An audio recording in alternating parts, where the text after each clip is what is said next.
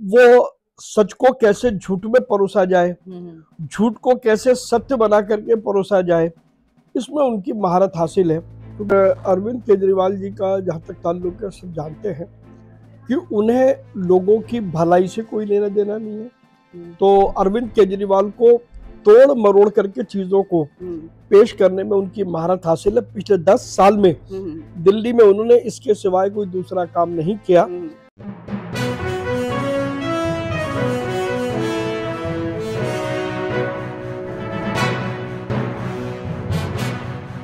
नमस्कार, मैं अनीता चौधरी और देखिए दिल्ली की राजनीति गरमाई हुई है। दिल्ली की राजनीति की परवान की अगर बात करें, उसकी तासीर की अगर बात करें तो इतनी गर्म हो चुकी है कि बात रोहिंग्या के जायज़ और नाजायज़ होने पे भी आ गया है। रोहिंग्या और बांग्लादेशियों को लेकर के लगातार आवाज़ें बीजेपी की तरफ से ही नहीं बल्कि दिल्ली की जनता की तरफ से भी उठाई जा रही हैं।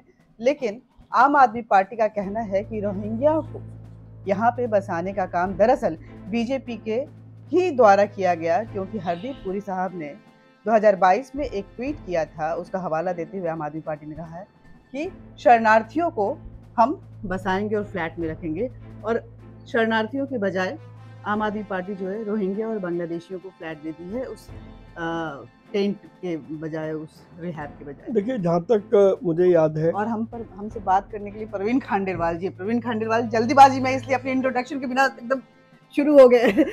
देखिए, जहाँ तक मुझे याद है, हरदीप पुरी जी ने ये जो ट्वीट किया था, ये उन लोगों के लिए था जो पाकिस्तान से हिंदू शरणार्थी आए थे, अफगानिस्तान से हिंदू शरणार्थी आए थे, और आज भी वो मेरे ही चांदनी चौक के लोकसभा में कई जगह पर कैंप में है। दिल्ली में लगभग 7 जगह इस प्रकार के कैंप लगे हैं। उनके लिए ये बात कही गई थी। जहाँ तक रोहिंग्याओं का सवाल है, तो अवैध घुसपैठ करके देश में यदि कोई भी आएगा, उसको शरणार्थी किसी भी हालत में नहीं माना जा सकता है। जहाँ तक अरविंद केजरीवाल का सवाल है, तो अरविंद केजरीवाल को तोड़ मरोड़ करके चीजों को पेश करने में उनकी महारत हासिल है। पिछले 10 साल में दिल्ली में उन्होंने इसके सिवाय कोई दूसरा काम नहीं किया। दिल्ली का ना कोई विकास है, ना दिल्ली में कोई इंस्टीट्यूशन बना, ना दिल्ली की कोई सड़क बनी, ना दिल्ली में डेवलपमेंट का कोई काम हुआ। हाँ, एक काम जरूर अरविंद केजरीवाल और आम आदमी पार्टी के नेताओं ने किया कि आरोप प्रत्यारोप कैसे लगाए जा सके और तोड़ मरोड़ करके बातों को कैसे किया जा सके, यही मामला वो इस ट्वीट से समझा रहे हैं। प्रवीण खांडेलवाल जी, इन 5-10 सालों में हम देखें तो दिल्ली की डेमोग्राफी बहुत बदल गई है। आप देखेंगे तो मैक्सिमम जगहों पे जो वोटिंग जो है वो काउंट होने लगा है मुस्लिम समुदाय का भी। अचानक से दिल्ली में इस तरह से इस जनसंख्या की बाढ़ का आना और अरविंद केजरीवाल का इस तरह से घुसपैठियों, बांग्लादेशियों और रोहिंग्याओं के समर्थन में उतरना, क्या मान रहे हैं? क्योंकि हम बांग्लादेश की स्थिति भी देख रहे हैं। क्या माना जाए, ये आने वाले समय के लिए एक उनकी रणनीति है, साजिश है, या सत्ता में बने रहने की एक लालच? देखिए, अरविंद केजरीवाल जी का जहाँ तक ताल्लुक है, सब जानते हैं कि उन्हें लोगों की भलाई से कोई लेना देना नहीं है। उन्हें देश की मुख्य धारा से कोई लेना देना नहीं है। उन्हें ना डेवलपमेंट से कोई लेना देना है।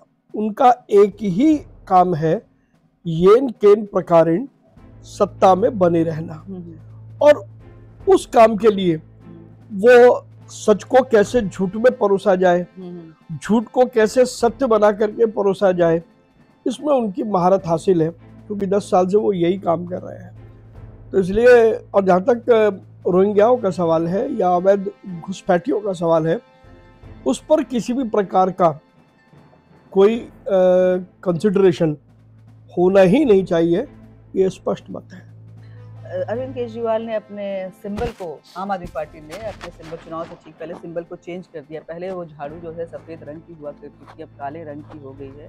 कहना है कि सफ़ेद रंग शांति का प्रतीक था, लेकिन हमें नज़र बहुत लग रही थी और काले रंग को नज़र नहीं लगती। ऐसी दलीलें आई हैं अरविंद केजरीवाल। एक कहावत है कि जब मन काला होता है तो दिखाई भी काला दिखाई देता है। वो दिखाई नहीं दे रहा, अब उन्होंने अपने सिंबल को भी काला कर लिया, तो उससे साफ जाहिर होता है। इससे अधिक मैं कुछ टिप्पणी करूंगा तो ठीक नहीं होता। अच्छा, एक आरोप और भी है बीजेपी पर, आम आदमी पार्टी का, अरविंद केजरीवाल का, कि ऑपरेशन लोटस चला के बीजेपी किसी भी हाल में दिल्ली में आम आदमी पार्टी के बढ़ते कदम को रोकना चाहती जब है। भी कहीं पर चुनाव होते हैं तो अरविंद केजरीवाल को ऑपरेशन लोटस कह करके वो कुछ अनर्गल बातों का प्रचार करते हैं। भारतीय जनता पार्टी कार्यकर्ताओं की पार्टी है। भारतीय जनता पार्टी पूरे विश्व में सबसे संगठित कार्यकर्ताओं की पार्टी है, तो इसलिए हमें किसी कोई ऑपरेशन चलाने की जरूरत नहीं है। अभी तक जितनी भी विधानसभाओं में चुनाव हुए हैं, भारतीय जनता पार्टी ने मजबूती से वह सरकार बनाई है और उसी भरोसे से हम दिल्ली में भी प्रधानमंत्री नरेंद्र मोदी जी के नेतृत्व में डबल इंजन की सरकार प्रचंड बहुमत से बनाई है। आप बना रहे हैं, लेकिन कितनी बड़ी चुनौती मानते हैं ये रोहिंग्या और बांग्लादेशियों के खासकर मुस्लिम समुदाय को दिल्ली में, क्योंकि उनकी जनसंख्या बढ़ती जा रही है और आम आदमी पार्टी ने उन्हें वोटर आईडी कार्ड और यहाँ की नागरिकता देने का भी बहुत जोर शोर से। देखिए, जो भी ये मसला है, इस पर जो भी संबंधित लोग हैं उन्होंने निश्चित रूप से इसका संज्ञान लिया है और हर आवश्यक कानूनी कदम उठाए जाएंगे जिससे कि किसी भी प्रकार की घुसपैठ ना तो भारत के लोकतंत्र में हो ना हमारे देश में हो। बहुत बहुत धन्यवाद आपका। देखिए, दिल्ली चुनाव के अब कुछ ही महीने रह गए हैं, कुछ 2-3 महीने ही कहेंगे, 2 महीने ही रह गए हैं, लेकिन ये जो मसला है घुसपैठियों का ये बढ़ता जा रहा है और जीत हार का फैसला भी कहीं ना कहीं इनके माध्यम से भी होने वाला है। बीजेपी दावा कर रही है, लेकिन कितना आसान होता है डगर पनघटकी यानी कि दिल्ली की बीजेपी के लिए, ये तो हम 2025 में जब चुनाव होगा और नतीजे आएंगे तभी देखेंगे। जय हिंद।